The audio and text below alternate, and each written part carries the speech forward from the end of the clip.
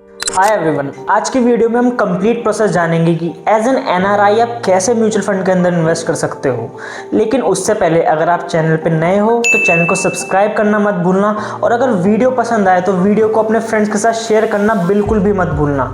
Welcome to Future Stone Capital, मेरा नाम है सार्थक गुप्ता और चलिए वीडियो को शुरू करते हैं। तो सबसे पहले बात करते हैं बैंक अकाउंट्स के बारे में। तो एज एन एनआरआई आपको या तो एनआरई या फिर एनआरओ बैंक अकाउंट की रिक्वायरमेंट होगी म्यूचुअल फंड में इन्वेस्ट करने के लिए।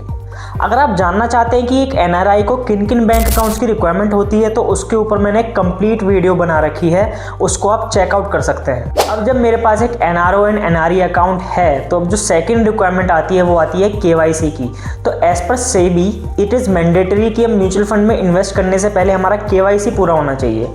अब केवाईसी के लिए आप अपने mutual fund distributor, investment advisor या फिर किसी भी एएमसी की ब्रांच पर जा सकते हैं या फिर किसी भी बैंक के पास जाके अपना केवाईसी पूरा करवा सकते हैं। केवाईसी पूरा करने के लिए सबसे पहले आपको अपना एक केवाईसी एप्लीकेशन फॉर्म भरना पड़ता है, साथ ही में रिक्वायर्ड डॉक्यूमेंट सबमिट करने होते हैं सेल्फ अटेस्ट करके।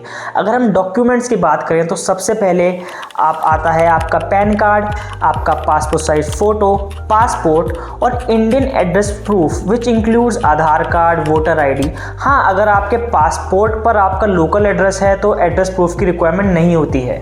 साथ ही में नेक्स्ट आता है हमारा ओवरसीज़ एड्रेस प्रूफ, जिसमें आप अपना electricity bill, house rent agreement या और कोई डॉक्यूमेंट सबमिट कर सकते हैं जो ओवरसीज एड्रेस रिफ्लेक्ट करे। केवाईसी के साथ आपको एक फटका फॉर्म फिल करके सबमिट करना पड़ता है। फटका में जो मेजर डिटेल्स आती हैं वो आती हैं कि कंट्री जहां पे आप टैक्स रेजिडेंट हो, साथ ही में आपको एक टिन नंबर भी सबमिट करना पड़ता है जिसे हम टैक्स आइडेंटिफिकेशन नंबर कहते हैं। जैसे इंडिया में पैन कार्ड के जो नंबर होता है उसे हम टिन नंबर कहते हैं, वैसे हर कंट्री का एक टैक्स नंबर होता है जिसे हम टिन कहते हैं।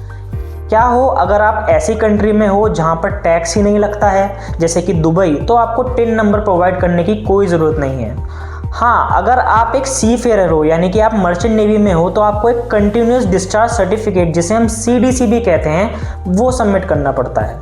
तो अब जब मेरा केवाईसी पूरा हो चुका है तो अब बात आती है इन्वेस्टमेंट करने की।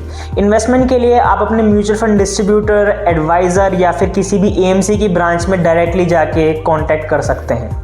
लेकिन सबसे पहला सवाल ये आता है कि क्या मुझे म्यूचुअल फंड में इन्वेस्ट करने के लिए इंडिया में प्रेजेंट होने की ज़रूरत है कि नहीं? तो इसका आंसर है येस एंड नो। आप म्यूचुअल फंड में ऑनलाइन एंड ऑफलाइन दोनों तरीके से इन्वेस्ट कर सकते हो। इन केस आप ऑफलाइन तरीके से इन्वेस्ट कर रहे हो तो आपको एक म्यूचुअल फंड का एप्लीकेशन फॉर्म भरना होता है और सबमिट करना पड़ता है, और उसके लिए आपको इंडिया में प्रेजेंट होने की ज़रूरत है क्योंकि उस पर आपका साइन जाएगा। और साथ ही में ऑफलाइन तरीके में आपको जो डॉक्यूमेंट्स लगेंगे वो होगा एक एनआरओ या फिर एनआरई अकाउंट का चेक, साथ ही में आपका टिन नंबर और एक टिन प्रूफ अगर वो अवेलेबल है तो। In case of online transaction आप किसी भी देश में बैठे बैठे अपना म्यूचुअल फंड में इन्वेस्टमेंट कर सकते हैं, या तो खुद से या फिर अपने एडवाइज़र की मदद से, जिसमें आपका एडवाइज़र आपकी रिक्वायर्ड डिटेल्स ऑनलाइन फिल करके आपको एक पेमेंट का लिंक भेज देंगे। लेकिन एक स्पेशल केस है अमेरिकन और कैनेडियन एनआरआईज के लिए।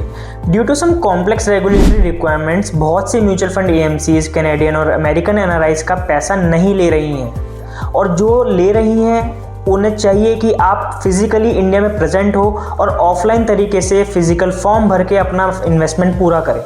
तो ये था कंप्लीट प्रोसेस कैसे एज एन एनआरआई आप म्यूचुअल फंड में इन्वेस्ट कर सकते हो। अगर आपके कोई भी डाउट्स हो तो कमेंट सेक्शन में अपने डाउट्स पूछना मत भूलिएगा, हम सारे डाउट्स क्लियर करने की पूरी कोशिश करेंगे। और अगर आपको वीडियो पसंद आई हो तो वीडियो को लाइक एंड शेयर ज़रूर करना और चैनल को सब्सक्राइब करना मत भूलना, क्योंकि ऐसी इंटरेस्टिंग वीडियोज़ हम रेगुलरली लाते रहते हैं। Thank you.